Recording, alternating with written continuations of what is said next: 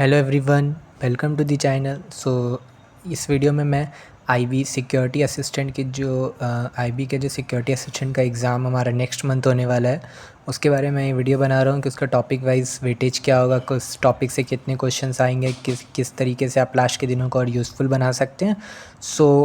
इस वीडियो में मैं मेनली ये डिस्कस करूँगा कि हाँ, किस टॉपिक से, किस पर्टिकुलर टॉपिक से कौन से क्वेश्चंस आएंगे और कितने क्वेश्चन। जैसे कि आप लोग जानते हैं आईबी के जो एग्ज़ाम है उसमें टोटल 100 क्वेश्चंस रहते हैं और 100 मार्क्स के एग्ज़ाम रहते हैं।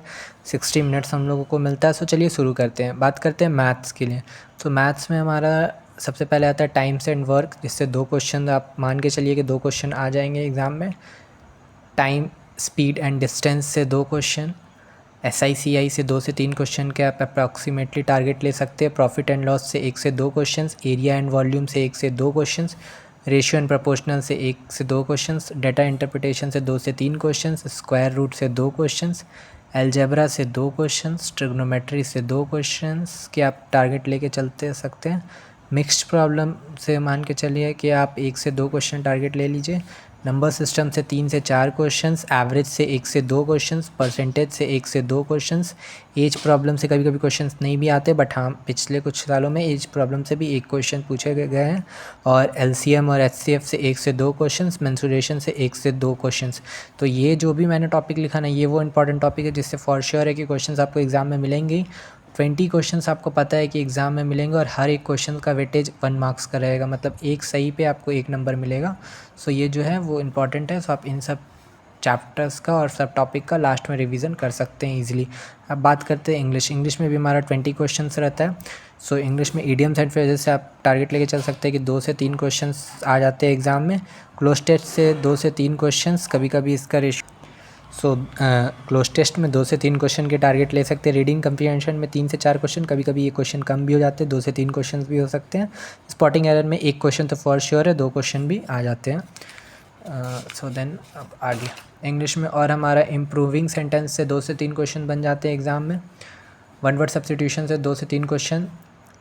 स्पेलिंग करेक्शन से 2 से 3 क्वेश्चन का टारगेट रख सकते हैं। सिनोनिम्स एंड एंटोनियम से 3 से 4 क्वेश्चन आ जाते हैं। वो सारे टॉपिक मिला के इंग्लिश से हमारे पास 20 क्वेश्चन बनते हैं। जिसका वेटेज अच्छा होता है। आप इंग्लिश को अच्छे से तैयार कर सकते हैं। बात करते हैं रीजनिंग के भी 20 क्वेश्चन आते हैं, ठीक है। ब्लड रिलेशन से 2 से 3 क्वेश्चन आपको दिखने को मिल जाएंगे एग्जाम में। एनोलॉजी से 2 क्वेश्चन मिल जाएंगे। कोडिंग डिकोडिंग से 2 से 3 क्वेश्चन मिल जाएंगे। डायरेक्शन से 2 से 3 क्वेश्चन मिल जाएंगे आपको। वन वर्ड ऑन आउट से 2 क्वेश्चन आपको को मिल जाएंगे। सिलोगियंस से 2 से 3 क्वेश्चंस। डेटा सेफरिंग से 1 से 2 क्वेश्चंस मिल जाएंगे। मैथमेटिकल ऑपरेशन से 2 से 3 क्वेश्चंस दिख जाएंगे आपको एग्ज़ाम में। अल्फ़ा न्यूमेरिकल सीरीज़ से 2 क्वेश्चंस मिल जाएंगे एग्ज़ाम में। पेपर कटिंग और मिरर इमेज से जो है उससे 1 से 2 क्वेश्चंस। ये वो टॉपिक्स है ना जिससे कि क्वेश्चंस आपको मिलेंगे एग्ज़ाम में। ये सब इम्पॉर्टेंट है। आप लास्ट के दिनों में इन सब पर्टिकुलर टॉपिक को तो बिल्कुल मिस मत कीजिएगा। हाँ, अब बात करते हैं, यहाँ आता है ट्विस्ट। जो हमारा GS और GK का पेपर है ना, आप जितने भी एग्ज़ाम लीजिए जनरल रहता है कि सब में दोनों का मिक्सअप करके 20 क्वेश्चन ही रहते हैं, बट IB में एक ट्विस्ट है। GS और GK दोनों मिला के आपको 40 क्वेश्चन मिलते हैं, जो कि बहुत अच्छा वेटेज है। 40 क्वेश्चन मतलब श्योर शॉट आपके 40 मार्क्स। आपको MCQ में अगर आपको आते हैं तो आपको मार्क्स मिलेंगे, नहीं आते हैं तो टाटा बाय बाय हो जाएगा। इसलिए GK GS बहुत ज़्यादा इंपॉर्टेंट है। अब इसमें बात करते हैं, ये जैसे सिलेबस में दिया हुआ था नोटिफिकेशन में, जनरल अवेयरनेस और जनरल साइंस दोनों का अलग अलग 20 क्वेश्चन था, बट यहाँ पे मैं GK और GS को एक में कंबाइन करके 40 क्वेश्चन करके आप लोगों को समझा दे रहा हूँ। लाइक करंट अफेयर से आप टारगेट लेके चलिए कि 7 से 8 क्वेश्चन तो आपको फॉर श्योर मिलने ही मिलने। हो सकता है ये नंबर बढ़ के 10 भी बन जाए। आप अच्छा तैयारी कीजिएगा। स्टैटिक्स GK से 10 से 12 क्वेश्चन आपको देखने को मिल जाएंगे। स्टैटिक्स GK लाइक अवार्ड, फिर आपको अवार्ड हो गया, ऑथर्स हो गया, लाइक इस टाइप के क्वेश्चंस आपको देखने को मिल सकते हैं। क्या अपॉइंटमेंट है वो उस सब टाइप के। हिस्ट्री के 3 से 4 क्वेश्चंस आपको एग्ज़ाम में देखने को मिल सकते हैं। पॉलिटी के 3 से 4 क्वेश्चन दिख जाएंगे आपको एग्ज़ाम में। ज्योग्राफी के 2 से 3 क्वेश्चंस का आप टारगेट ले सकते हैं। इकोनॉमिक्स के भी 1 से 2 क्वेश्चंस का आप टारगेट ले सकते हैं। फिजिक्स के 4 से 5 क्वेश्चंस आपको एग्ज़ाम में दिख जाएंगे। केमिस्ट्री के 3 से 4 क्वेश्चंस। बायोलॉजी के 2 से 3 क्वेश्चंस। एक्चुअली बात क्या है कि ये जो एग्ज़ाम है वो 10th बेसिस पे है, जैसा कि आप लोग भी जानते हैं। 10th बेसिस पे और उससे भी ऊपर क्या है कि जीएस जीके दोनों मिला के 40 क्वेश्चन है, 40 क्वेश्चन। तो जब 40 क्वेश्चन से नंबर ऑफ़ अमाउंट क्वेश्चन का ज़्यादा है तो आपको सारे चैप्टर से ना, सारे सब्जेक्ट से नंबर ऑफ़ क्वेश्चन भी ज़्यादा दिखेंगे। लाइक हिस्ट्री से, पॉलिटिक्स से, ज्योग्राफी से, इकोनॉमिक्स से, फिजिक्स, केमिस्ट्री, बायोलॉजी, सबसे आपको ज़्यादा दिखेंगे। सो आपको उस तरीके से इसकी तैयारी करनी होगी। अब मेन इंपॉर्टेंट बात कर लेते हैं। इसके लिए आप लोग को सारा टॉपिक वाइज वेटेज तो मैंने बता दिया। अब आप लोगों को करना क्या है? करना ये है कि सबसे पहले तो आपके पास जितने भी दिन बचे हैं, ठीक है, अगर आपने सिलेबस कंप्लीट कर लिया वेल एंड गुड, अगर नहीं किया तो एक बार सिलेबस को कंप्लीट कीजिए। बिना सिलेबस कंप्लीट किया आप सोचिएगा तो आप कैसे कर पाइएगा? सिलेबस को पहले कंप्लीट कीजिए, देन उसके बाद क्या कीजिए कि आप मॉक टेस्ट दीजिए। जितने ज़्यादा आप मॉक टेस्ट दीजिएगा उतना ज़्यादा आपको अपनी गलती पता चलेगी और उतने ज़्यादा आप उसको सुधार सकते हैं। सो मॉक टेस्ट दीजिए, बहुत इंपॉर्टेंट रहेगा। उसके बाद क्या है, रिवीजन कीजिए।